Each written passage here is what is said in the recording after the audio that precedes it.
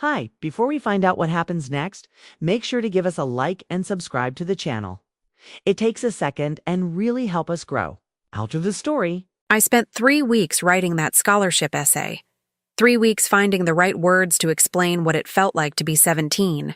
Watching my mother Laura die slowly from stage 4 cancer while I worked 30 hours a week at a grocery store to help pay bills my father couldn't cover alone after losing his construction job. The Caldwell Foundation scholarship was worth $100,000. Full tuition, room and board, stipend for books and living expenses. It was specifically for students who'd overcome significant hardship to pursue higher education. I'd overcome plenty. Watching mom deteriorate, working nights and weekends, maintaining a 4.2 GPA despite falling asleep in class from exhaustion, applying to colleges knowing I'd need massive loans because we had nothing saved. The essay practically wrote itself because I was living it. I learned the value of perseverance at 3 a.m., restocking dairy shelves at Morrison's Grocery while my mother slept fitfully in a hospital bed we'd moved to our living room. I learned the meaning of sacrifice, watching my father choose between mortgage payments and medication. I learned that hardship doesn't make you bitter. It makes you fight harder for the future your circumstances tried to deny you. It was raw and honest and the best thing I'd ever written. My cousin Madison asked to read it a week before the deadline. "I'm applying too," she said at Sunday dinner at my aunt's house. "Can I see yours as an example? I'm stuck on how to structure mine." Madison was my Uncle Richard's daughter. We'd been close as kids, grown more distant in high school as our lives diverged. Her family had money, big house, new cars, vacations I saw in social media posts. My family had medical debt and an eviction notice we'd barely managed to avoid. "Sure," I said, pulling it up on my phone. "But don't copy the structure exactly. They'll notice if essays are too similar." "Obviously. I just need inspiration." She read it right there at the table, nodding occasionally. "This is really good, Hannah. Really emotional. It's my life. Hard to not be emotional about it." "Yeah, that makes sense." She handed my phone back. "Thanks for sharing." 3 weeks later, I got my rejection email from the Caldwell Foundation. "Thank you for your application. We received over 3,000 submissions this year and could only select one recipient. We encourage you to apply for other scholarships and wish you success in your academic pursuits." I cried in my car in the grocery store parking lot before my shift. $100,000. Gone. I'd have to take out massive loans, work through college, maybe not finish in 4 years because I couldn't afford full-time enrollment. At Sunday dinner the following week, Madison was glowing. "I have amazing news." She stood up, holding her phone. "I won the Caldwell Foundation scholarship, $100,000. The family erupted in celebration. My aunt cried. My uncle hugged Madison. Even my father managed a weak smile despite our own disappointment. "That's wonderful," my aunt said. "What was your essay about?" "About taking care of my mom when she was sick and working to help with bills, and how hardship taught me perseverance and sacrifice." The committee said it was the most moving essay they'd read in years. The room tilted. Taking care of her mother when she was sick? Madison's mother, my Aunt Carol, had never been sick. Working to help with bills? Madison had never worked a day in her life. She got an allowance that was more than I made in a week at the grocery store. "Madison, your mother has never been sick," I said slowly. "She was sick when I was younger. You probably don't remember." "I remember everything about our family. When was your mother sick?" "It's not important." Madison's smile was fixed. "The point is, I overcame challenges and won the scholarship." I looked at my father. He was frowning now, clearly thinking the same thing I was. After dinner, I pulled Madison aside. "What challenges did you write about? Specifically. Why does it matter?" "Because your mother has never been sick. Your family has money. You've never worked. What hardship did you overcome?" "I had challenges you don't know about." "Madison, did you steal my essay? That's ridiculous. Did you take the story I showed you and submit it as your own?" "I used it as inspiration. That's what you said I could do." Inspiration doesn't mean stealing my life story and claiming it's yours. It's not stealing. We had similar experiences. We did not have similar experiences. My mother is dying. Your mother is healthy and taking a yoga class tomorrow. I work 30 hours a week because my family is broke. You get an allowance and drive a car your parents bought you. You're being dramatic. I won the scholarship fairly. You won it by committing fraud. Madison's expression went cold. Good luck proving that. The essay is submitted, the scholarship is awarded, and I'm not giving it back because you're jealous. She walked away, leaving me shaking with rage and helplessness. I told my father in the car ride home. Madison stole my scholarship essay, used my story about mom and working at the grocery store and submitted it as her own. Are you sure? She said she wrote about taking care of her sick mother and working to help with bills. That's my story, Dad. That's my life. She has never experienced any of those things. What can we do? I don't know, but I can't let her get away with this. I called the Caldwell Foundation the next day. Hi, I applied for your scholarship this year and was wondering if I could get feedback on my essay. I'd like to improve for next year. I'm sorry, but we don't provide individual feedback due to the volume of applications. Okay. Can you tell me if there were any similarities between essays? Like, if two applicants wrote about the same experiences? That's confidential information. Is there something specific you're concerned about? My cousin won the scholarship, and I think she might have used my essay, or at least my story. That's a serious accusation. Do you have evidence? I showed her my essay before the deadline. She said she needed inspiration. Then she won with an essay about experiences that are actually mine. Taking care of a sick mother, working to pay bills. Her mother isn't sick. She doesn't work. Those are my experiences. We take plagiarism very seriously, but without concrete evidence, I can't launch an investigation based on suspicion. If you have proof, emails, drafts, witnesses, submit it formally and we'll review it.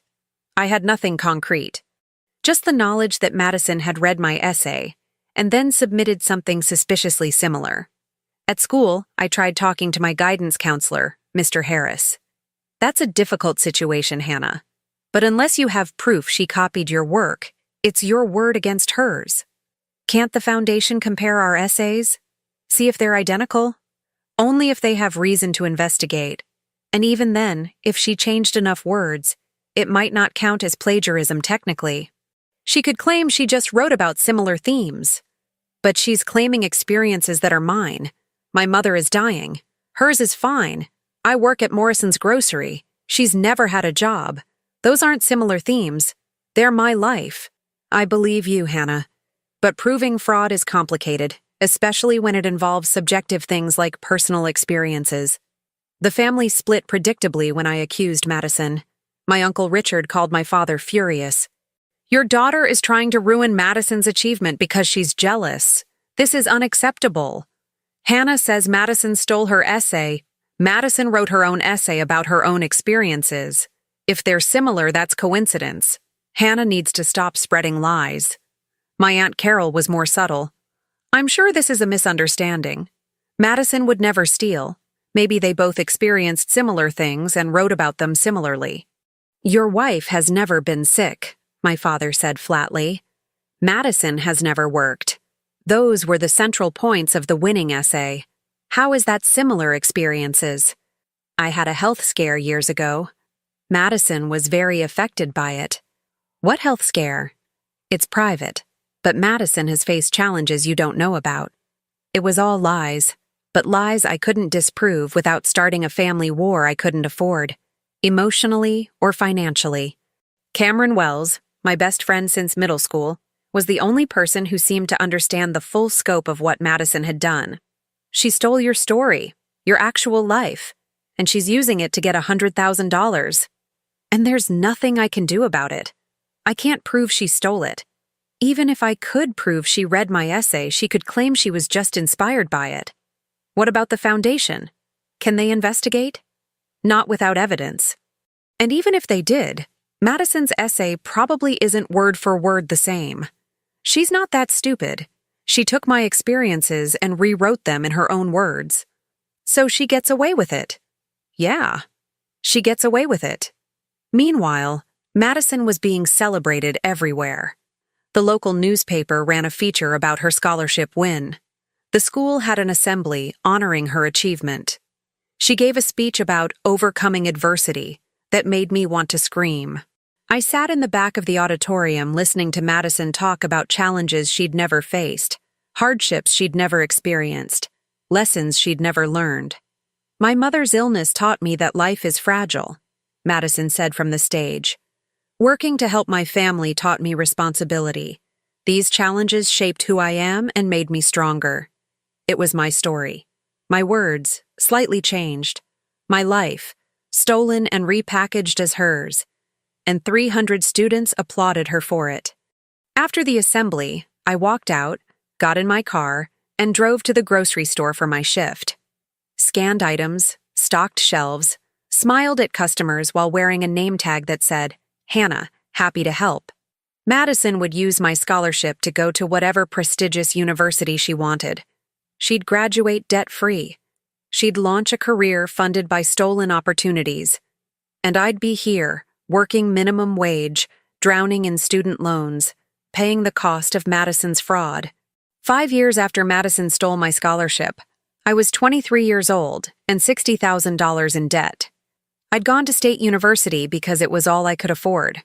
Worked 30 hours a week throughout college, different jobs, same exhaustion.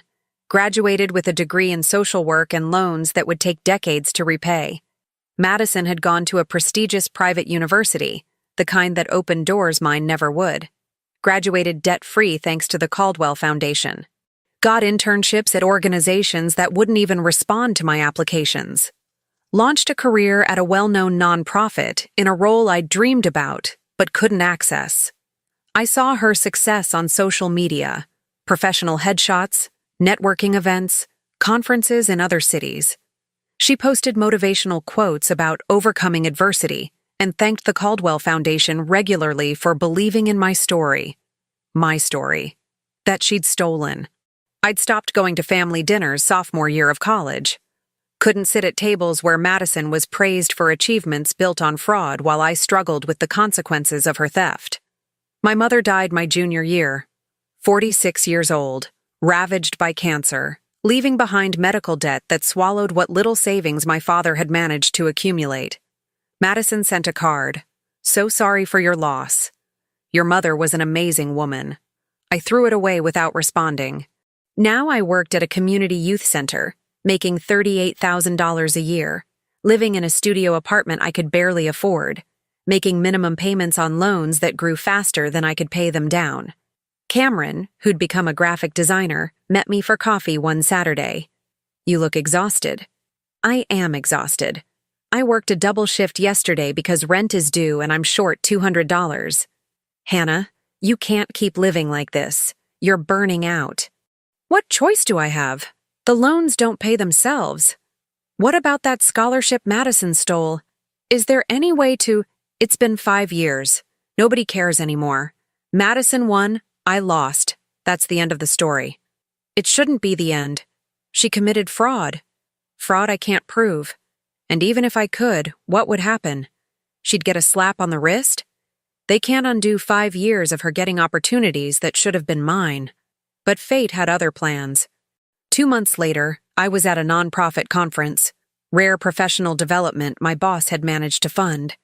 I was sitting in a session about trauma-informed care when someone sat next to me. Hannah Pierce? I thought that was you.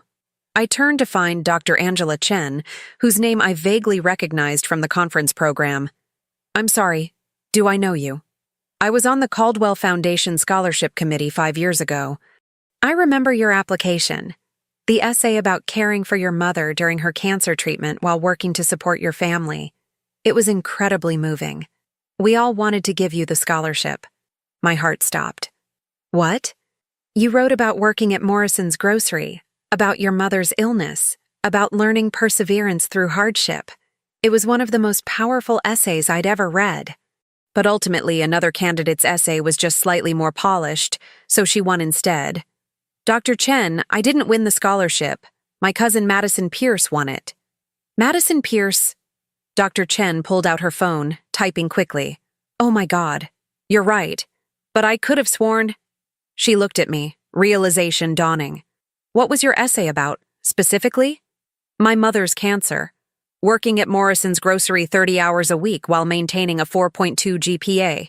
Learning perseverance and sacrifice through hardship. That was the winning essay. Those were the exact themes Madison Pierce wrote about. Because she stole my story. She read my essay before the deadline, then submitted it as her own with her name on it. Dr. Chen's expression went from confused to horrified. Are you telling me Madison Pierce fabricated her entire scholarship essay? Not fabricated. Stole. Every experience in that essay was mine. My mother was dying. My family was broke. I was working to help pay bills. Madison's mother is healthy. Her family has money. She'd never worked a day in her life when she won that scholarship. Oh my God. Dr. Chen was typing frantically on her phone. Hannah, I need you to tell me everything. Every detail. Because if what you're saying is true, Madison Pierce committed fraud, and that scholarship needs to be revoked. Dr. Angela Chen didn't waste time. Within a week, she'd requested my original scholarship application from the Caldwell Foundation archives, had them pull Madison's winning essay, arranged a conference call with me, the foundation's director, and their legal counsel. Ms. Pierce, Hannah Pierce, claims that Madison Pierce, our 2020 scholarship recipient, stole her scholarship essay and submitted it under her own name. Given that both essays detail identical experiences, mother's terminal illness, working to support family, specific details about hardship, I believe this warrants immediate investigation.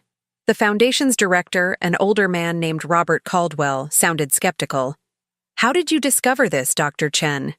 I ran into Hannah at a conference, recognized her name from the application we received 5 years ago. When I mentioned remembering her essay about her mother's cancer and working at Morrison's Grocery, Hannah told me she didn't win. Madison Pierce won with an essay about those exact experiences.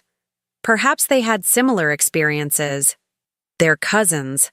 I've done preliminary research. Madison's mother is alive and healthy. Madison had never held a job at the time of application. Hannah's mother died of cancer 2 years ago. Hannah worked 30 hours weekly throughout high school at Morrison's Grocery. These aren't similar experiences, Mr. Caldwell. One is real, one is stolen. Silence on the line. Then, what do you need from Ms. Hannah Pierce? Documentation. Proof that the experiences described in the winning essay are hers, not Madison's. I'd come prepared. I have pay stubs from Morrison's Grocery dating back to sophomore year of high school. Medical records showing my mother's diagnosis and treatment timeline. My high school transcripts showing I maintained a 4.2 GPA while working 30 hours weekly. Tax returns from my parents showing financial hardship. Death certificate for my mother. And Madison Pierce? According to social media posts from that time, Madison was on the cheerleading squad, involved in student government, and took a family vacation to Europe spring break of senior year. Her mother appears healthy in hundreds of family photos. I found no evidence she ever held a job during high school. The foundation's lawyer spoke up. Ms. Pierce, did Madison have access to your original essay? Yes. She asked to read it as an example because she was having trouble with her own. I showed it to her on my phone about a week before the deadline. At a family dinner. I can provide the names of family members who were present. And you never gave her permission to use your material? I told her not to copy the structure exactly.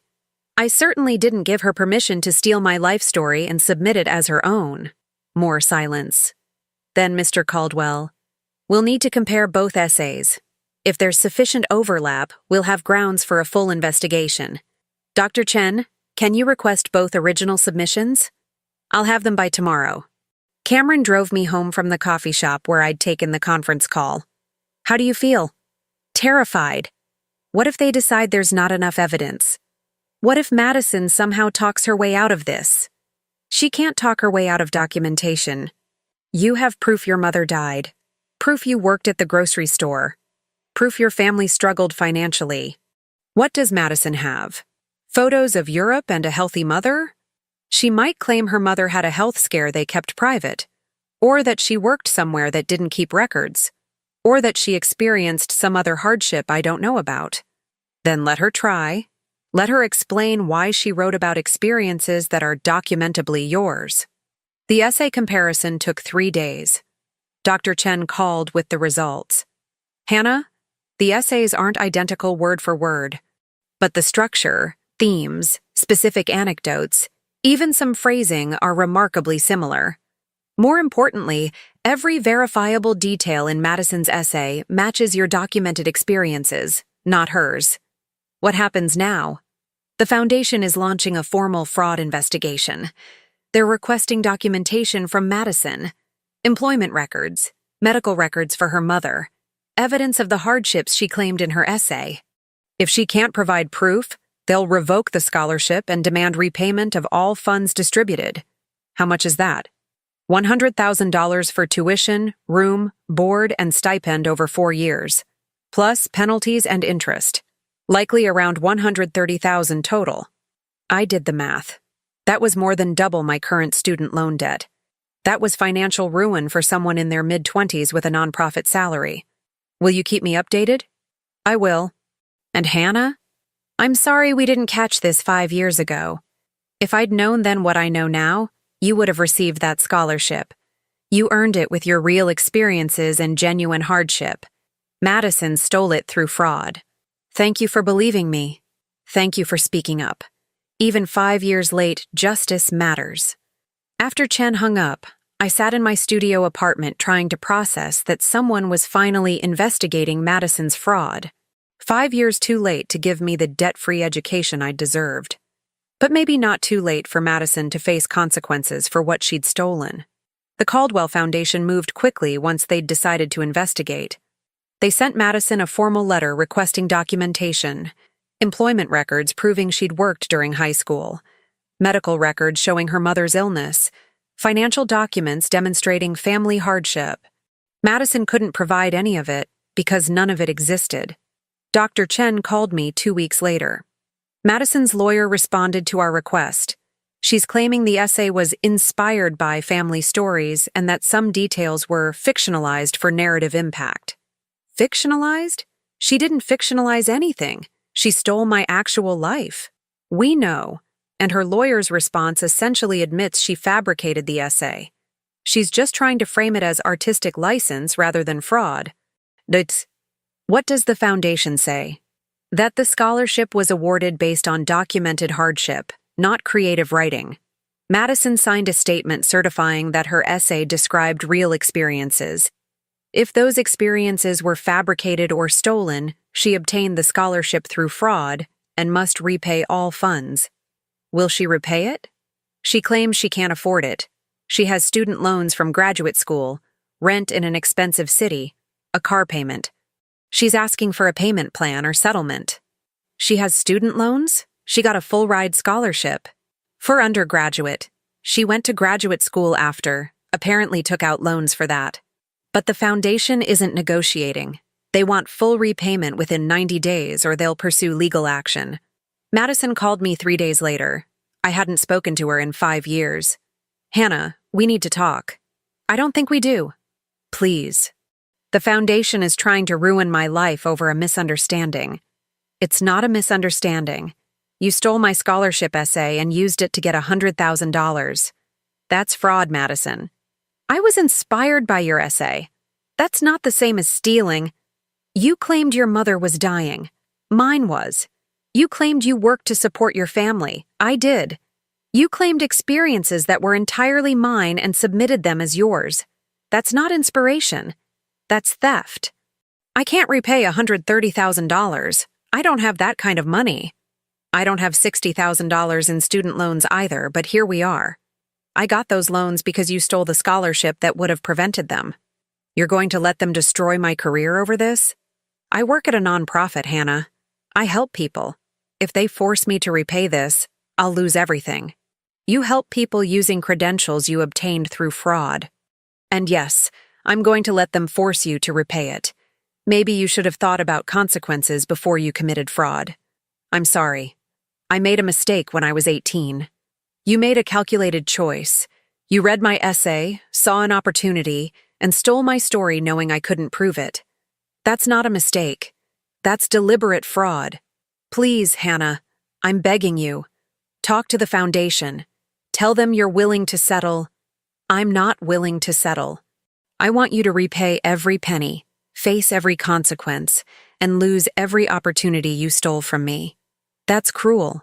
What's cruel is watching my mother die while working 30 hours a week and then having someone steal my story about it to win a scholarship.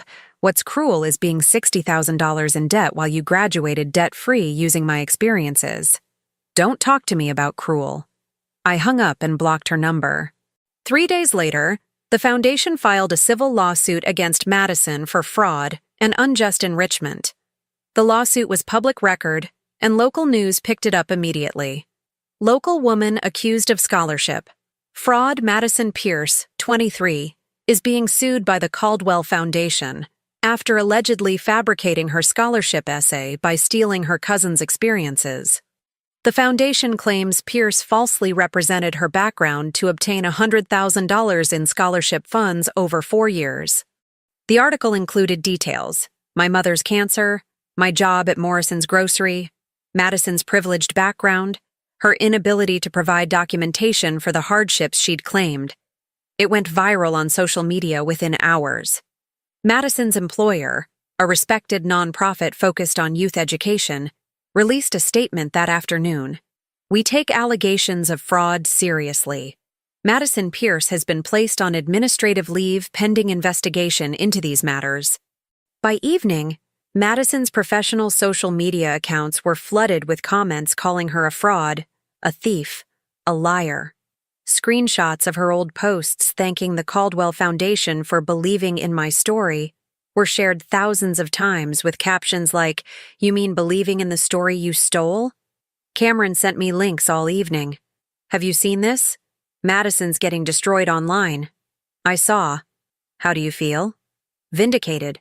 Angry that it took 5 years. Sad that my mother died before seeing anyone believe me about this. Your mom would be proud of you for speaking up.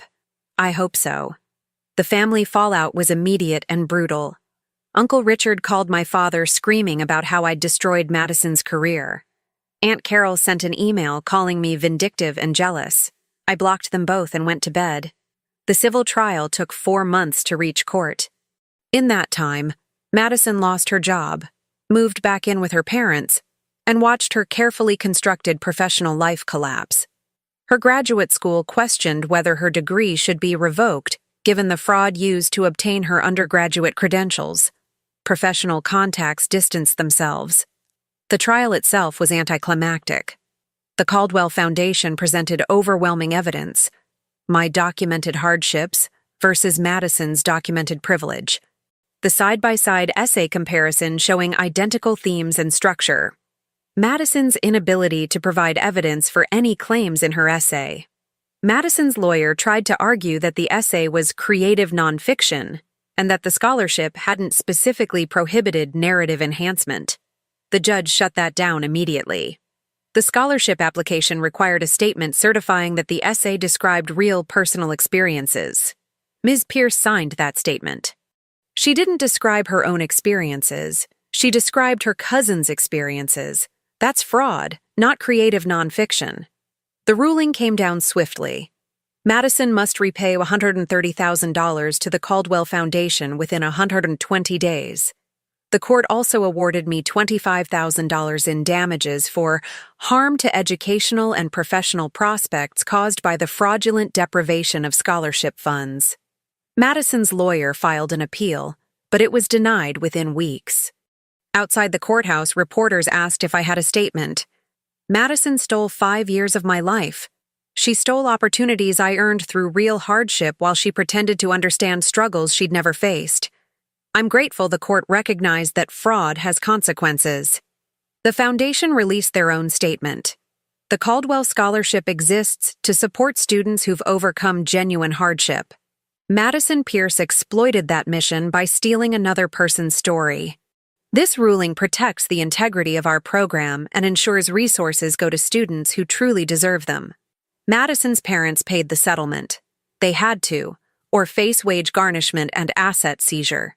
The $130,000 hit their savings hard, according to family gossip I heard through my father.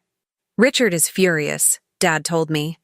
Says you destroyed his daughter's life over jealousy. I didn't destroy anything. Madison destroyed her own life when she committed fraud. I just made sure there were consequences. Carol wants to know if you're happy now. I'm not happy. I'm just slightly less angry than I was 5 years ago. The $25,000 in damages paid off nearly half my student loans.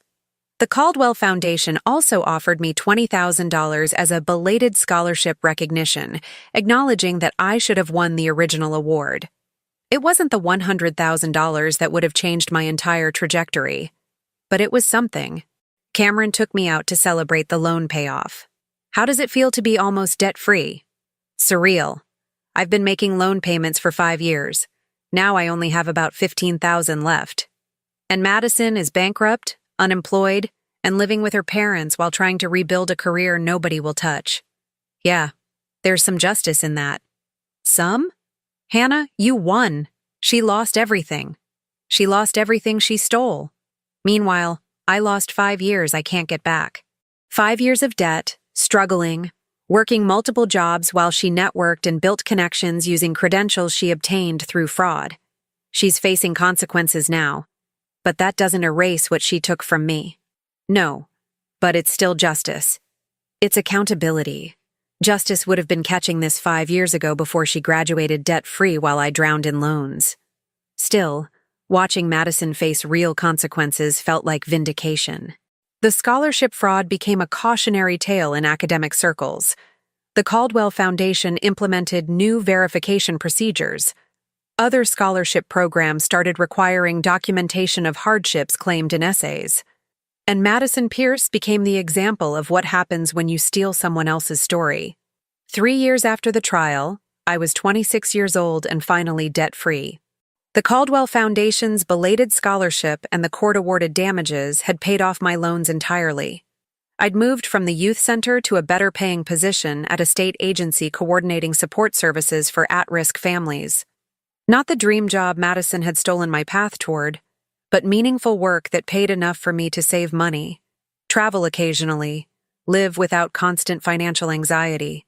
Cameron and I were having dinner at a nice restaurant, the kind I could finally afford without checking my bank account first, when the topic turned to Madison.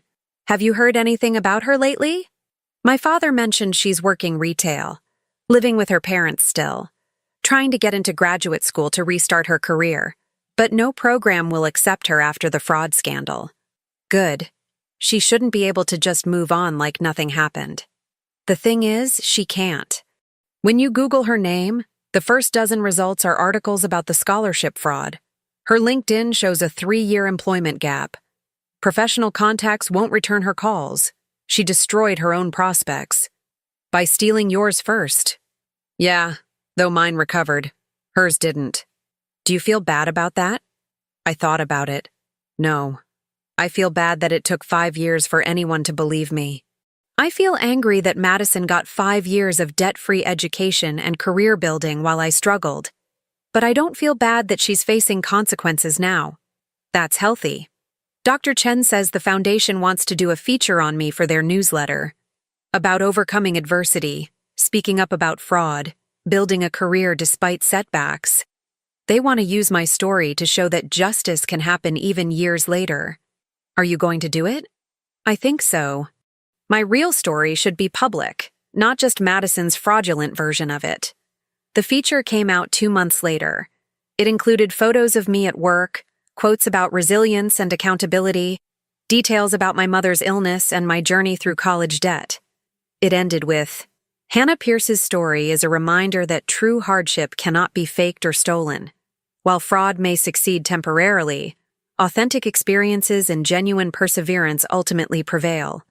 Madison's mother Carol sent an email after the feature published. I hope you're satisfied ruining Madison's life.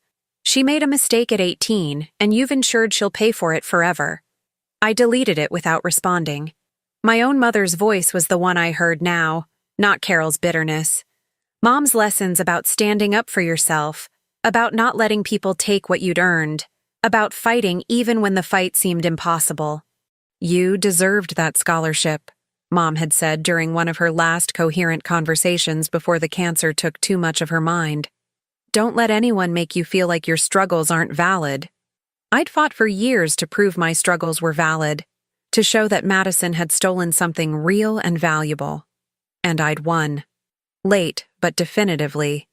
Madison had faced consequences, lost career, destroyed reputation, financial burden, years of setbacks she couldn't erase.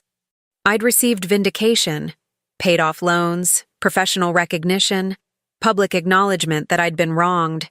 It wasn't perfect justice. I couldn't get back the 5 years I'd spent drowning in debt while Madison thrived on stolen credentials. But I'd rebuilt anyway. Built something real, earned through actual hardship rather than fabricated stories. My phone buzzed with a text from my father. Proud of you, Hannah. Your mother would be too. I sent back a heart emoji and returned to dinner with Cameron, who was telling a story about her latest design project and making me laugh the way she'd done through 5 years of struggle. Life was good now. Not perfect. Still working toward goals Madison's fraud had delayed, still processing anger about stolen opportunities. But good. Real. Mine. And nobody could steal that.